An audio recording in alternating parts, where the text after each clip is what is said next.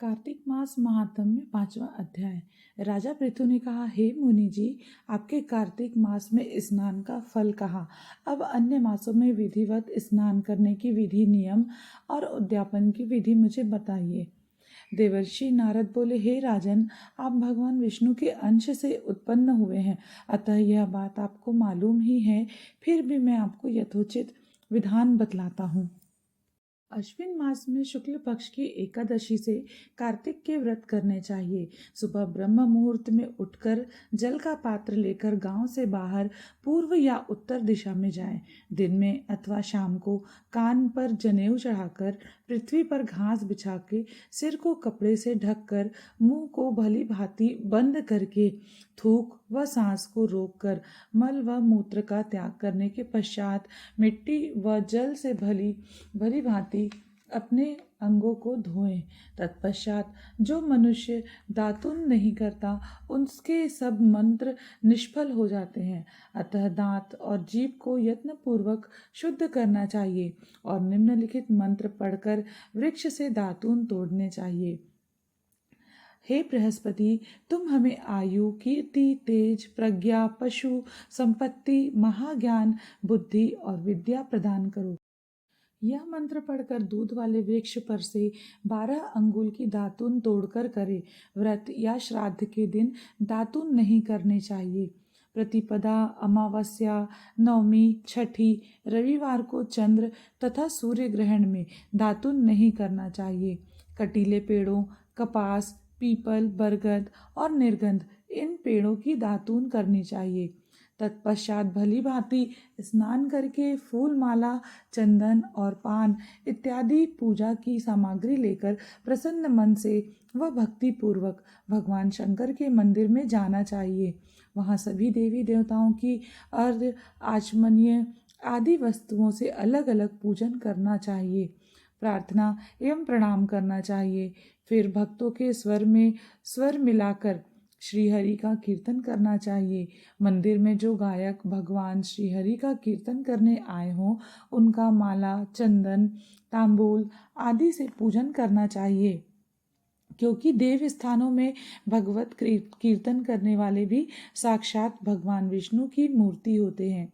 यह लोग सतयुग में विष्णु जी को जो अपनी तपस्या, योग और दान द्वारा भगवान को प्रसन्न करते थे, मगर कलयुग में भगवत गुणवान ही भगवान श्री हरि को प्रसन्न करने का प्रधान साधन माना गया है।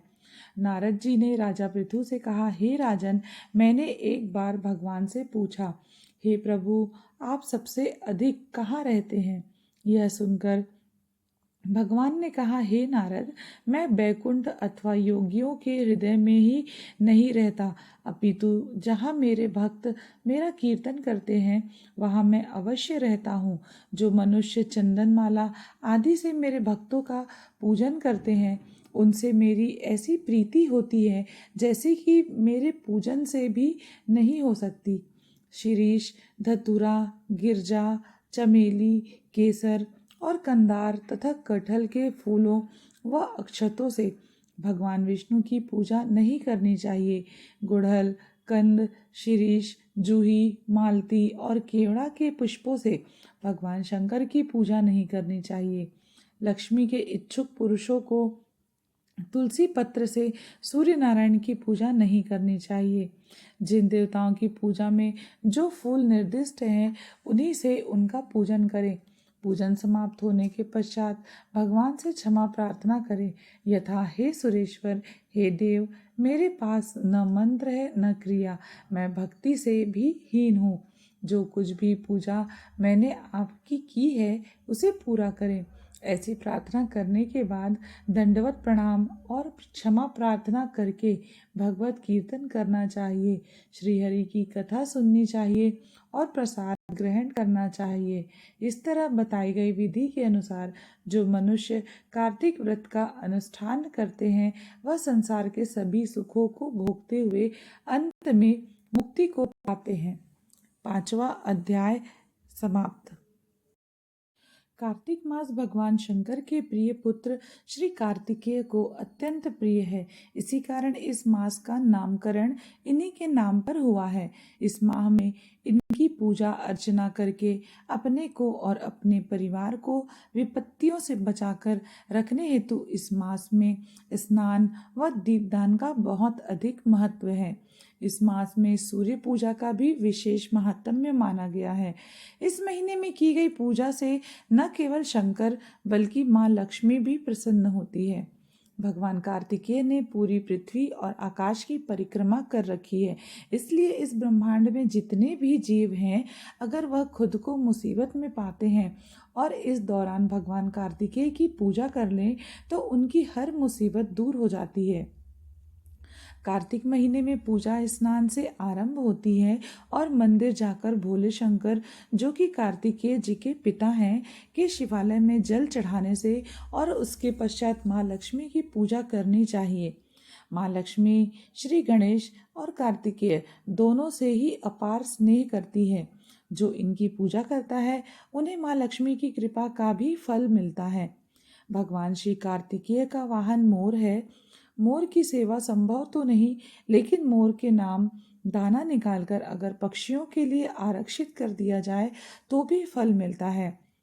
साथ ही साथ किसी भी धार्मिक पुस्तक या कार्तिक मास महात्म्य की कथा से संबंधित पुस्तक का भी वितरण करना चाहिए।